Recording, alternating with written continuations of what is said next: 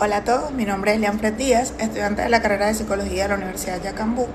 Esta es la materia de Historia de Venezuela y hoy vamos a hablar acerca de la transición de la Venezuela agrícola a Venezuela petrolera, un periodo que transcurrió entre 1878 y 1926. Para entender la Venezuela de hoy es obligatorio detenerse en estos años que transcurrieron. Este periodo no representa un simple cambio de gobierno o una fecha patria más.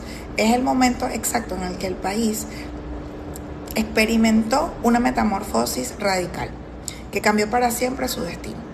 Al iniciar el siglo XX, Venezuela era una nación profundamente rural, fragmentada geográficamente y gobernada por caudillos locales, donde la vida y la economía giraban en torno al ritmo de la tierra, específicamente de la producción de café y cacao. Sin embargo, la irrupción del petróleo subvirtió por completo esa realidad. A lo largo de esta exposición no nos limitaremos a limitar solo el petróleo como un recurso que brota del suelo, sino como un poderoso motor que desmanteló el viejo circuito agroexportador denominado por las casas comerciales extranjeras. Analizaremos cómo el marco legal y los conflictos legales, como el nacionalismo defensivo de Cipriano Castro, abrieron paso a la era gomecista y a un régimen que entregó el subsuelo al control de grandes corporaciones transnacionales. El objetivo de esta presentación es comprender cómo en menos de medio siglo pasamos de arar la tierra con bueyes a depender de un balancín petrolero, transformando no solo la economía, sino la estructura misma de nuestra sociedad. Ok, aquí podemos observar cómo han sido los 5 puntos más importantes de la línea del tiempo de la transición entre la Venezuela agrícola a la Venezuela petrolera. Pero para poder mirar esta cronología, lo que realmente estamos observando es la aceleración dramática de nuestra historia. Noten cómo pasamos de un esfuerzo casi familiar y artesanal en 1878 con la petrólea a un escenario geopolítica mundial en menos de 50 años. Esta línea de tiempo nos demuestra que el petróleo no entró a Venezuela de forma gradual, sino irrumpió con una fuerza tan avasallante que obligó al país a saltar bruscamente del siglo XIX al siglo XX. Cada fecha clave representa un peldaño en el que el Estado venezolano fue perdiendo su identidad agrícola para amoldarse a las necesidades energéticas de las potencias extranjeras. En la Venezuela prepetrolera existía el circuito agroexportador. Para entender este punto debemos quitarnos la idea de que la Venezuela del siglo XIX, era un país integrado. En realidad era un archipiélago de regiones aisladas que solo se miraban cara a cara para hacer guerra.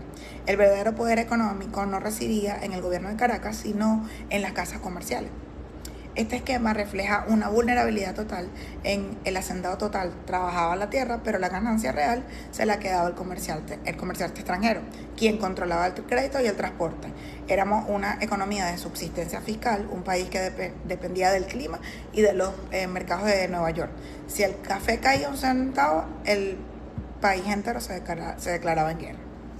Con Cipriano Castro nació el nacionalismo, la deuda y los conflictos. La situación de Cipriano nos muestra el choque definitivo entre el viejo orgullo nacionalista y la cruda realidad de un país quebrado. Castro intentó aplicar la lógica legalista frente a imperios que solo entendían el lenguaje de la fuerza y las cañoneras. El bloqueo de 1902 desnudó nuestra absoluta fragilidad militar y económica.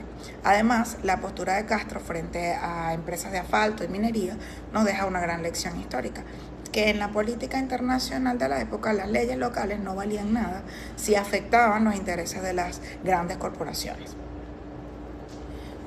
El derrocamiento de Castro no es solo un asunto familiar o político entre compadres, fue en el fondo un movimiento estratégico orquestado por el capital transnacional para quitar del camino a un presidente que no nos servía, que era incómodo para la situación de ese entonces.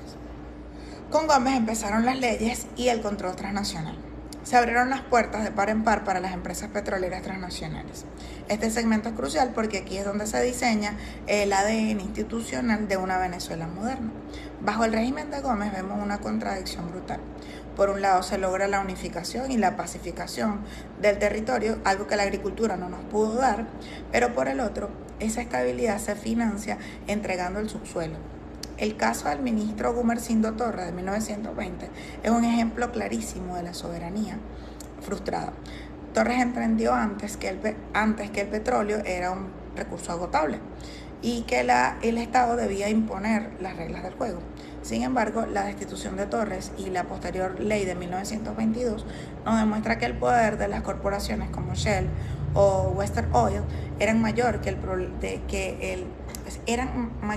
ministerio del momento. La ley de 1922 no fue una ley soberana, fue un contrato de adhesión redactado por los mismos que iban a explotar el recurso. El impacto económico y social del nacimiento de otra Venezuela, con la explotación petrolera, había un cambio en la estructura social para siempre. Debemos interpretar el año 1926 como el nacimiento de una nueva psicología nacional. Cuando el petróleo supera el café, no solo cambia las cifras de exportación, sino que cambia la estructura del alma venezolana.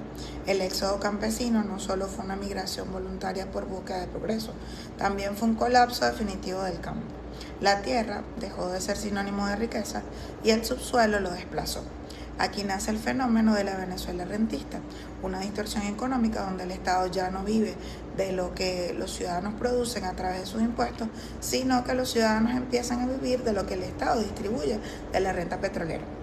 Al dejar de producir comida para importarlo todo, sembramos la base de una economía ficticia que nos hizo inmensamente ricos a corto plazo, pero estructuralmente dependientes a largo plazo. En conclusión, lo que ocurrió entre 1878 y 1926 fue mucho más que una transición económica. Fue la refundación estructural de Venezuela. El año 1926 queda marcado en nuestra historia como el punto de no retorno. El momento en que el valor del petróleo superó por primera vez al de toda la producción agrícola junta. Al mirar este proceso en retrospectiva, podemos entender que la liquidación del modelo agroexportador y de las viejas casas comerciales dio origen a un nuevo autor omnipotente, un Estado centralizado y rico, dueño absoluto de la renta petrolera. Si bien es cierto que el auge petrolero permitió unificar el territorio nacional y nacionalizar las instituciones y cancelar la histórica deuda externa, también es fundamental analizar el costo de este proceso. La prisa por recibir las inversiones extranjeras llevó al régimen de Juan Vicente Gómez a ceder parte importante de la soberanía legal y a los intereses transnacionales, desplazando la ley de Gumersindo Torres por documentos hechos a la medida de las corporaciones. Al final, este viraje los heredó las bases de la Venezuela contemporánea, un país que se urbanizó a marcha forzada, cuyos campos quedaron abandonados por el éxodo rural y que sustituyó la fragilidad de depender de los precios del café por una nueva y compleja dependencia, la de los vaivenes del mercado energético global.